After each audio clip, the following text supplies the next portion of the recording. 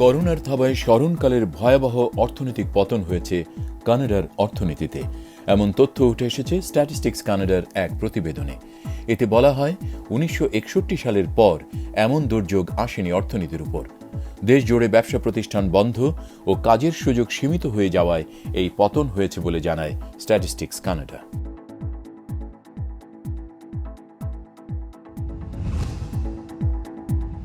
জরুরি কাজে নিয়োজিতদের সবার আগে অ্যাস্ট্রাজেনেকার ভ্যাকসিন দেওয়া উচিত। কর্তৃপক্ষকে এমন পরামর্শ দিয়েছেন বিশেষজ্ঞরা। তারা জানান, ফাইজার ও মডার্নার মতোই অ্যাস্ট্রাজেনেকার ভ্যাকসিনও কার্যকর, তা জনসমক্ষে প্রচার করা উচিত।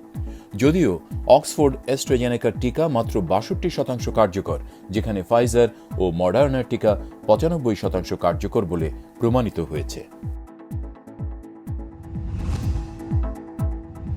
করোনাকালে বিদেশ ভ্রমণ 10 ভাগের 1 ভাগে নেমে এসেছে, এ তথ্য জানিয়েছে কানাডার বর্ডার সার্ভিসেস এজেন্সি। এতে বলা হয়, আন্তর্জাতিক ভ্রমণকারীদের জন্য কোয়ারেন্টাইনের বিধান চালুর পর থেকেই কমে এসেছে যাতায়াত।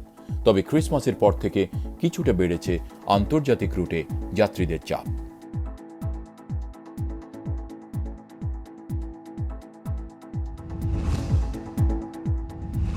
এবার কুইবেকের ফার্মেসিগুলোতেই পাওয়া যাবে করোনা ভাইরাসের ভ্যাকসিন। এ তথ্য নিশ্চিত করেছেন স্বাস্থ্যমন্ত্রী ক্রিশ্চিয়ান ডুবে।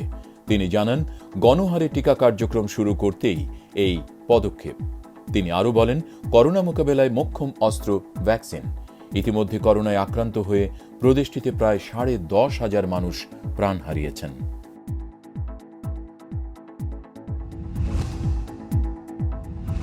রাশিয়ার বিরোধী নেতা অ্যালেক্সি নাভালনিকে বিষ প্রয়োগের ঘটনায় রাশিয়ার উপর নিষেধাজ্ঞা আরোপ করেছে যুক্তরাষ্ট্র। বাইডেন প্রশাসন থেকে এমন ঘোষণা দেওয়া হয়েছে।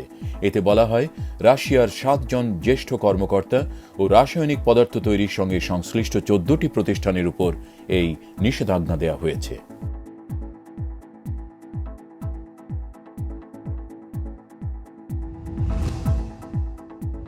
আলোচিত সাংবাদিক জামাল খাশোগি হত্যাকাণ্ড ইস্যুতে ওয়াশিংটন রিয়াদ সম্পর্কে টানাপোড়েন দেখা দিয়েছে। সৌদি যুবরাজ মোহাম্মদ বিন সালমানের সংশ্লিষ্টতা পাওয়ায় দেশটির বিরুদ্ধে কঠোর ব্যবস্থা নেওয়ার আভাস দিয়েছে বাইডেন প্রশাসন। এদিকে খাশোগি হত্যাকাণ্ডের ঘটনায় মোহাম্মদ বিন সালমানের বিরুদ্ধে একটি ফৌজদারি মামলা হয়েছে জার্মানির একটি আদালতে।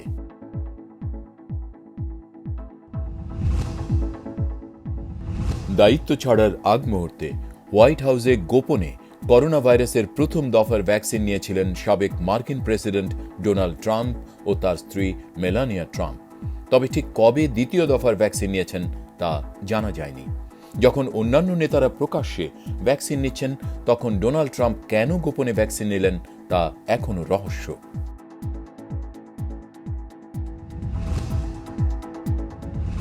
নাইজেরিয়ার উত্তর পশ্চিমাঞ্চলের একটি বোর্ডিং স্কুল থেকে অপহরণ করা 279 ছাত্রীর সবাইকে মুক্তি দিয়েছে অপহরণকারীরা। দেশটির সরকার জানায়, অধিকাংশ বালিকা অক্ষত থাকলেও অন্তত 12 জনকে চিকিৎসার জন্য হাসপাতালে পাঠানো হয়েছে। তবে মুক্তিপণের বিনিময়ে ছাত্রীদের মুক্ত করা হয়েছে কিনা তা নিশ্চিত করেনি কর্তৃপক্ষ।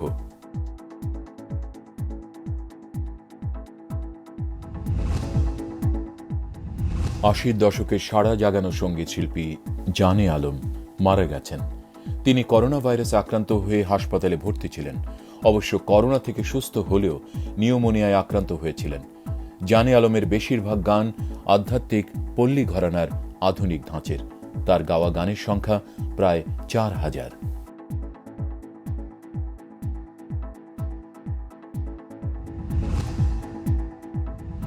চলতি মাসে মুখোমুখি হবে লাতিন আমেরিকার 2 পরাশক্তি ব্রাজিল ও আর্জেন্টিনা।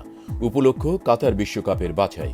বিশ্বকাপ বাছাই পর্বের ম্যাচ হলেও সবার কাছে ব্রাজিল আর্জেন্টিনা ম্যাচ নিজেই একটি আলাদা প্রতিযোগিতা। 2 চিরপ্রতিদ্বন্দ্বীর লড়াই। ব্রাজিল কোচ তিতের কাছে পাচ্ছে বাড়তি গুরুত্ব। বাছাইয়ের চেয়েও বড় করে দেখছেন আর্জেন্টিনা ম্যাচকে।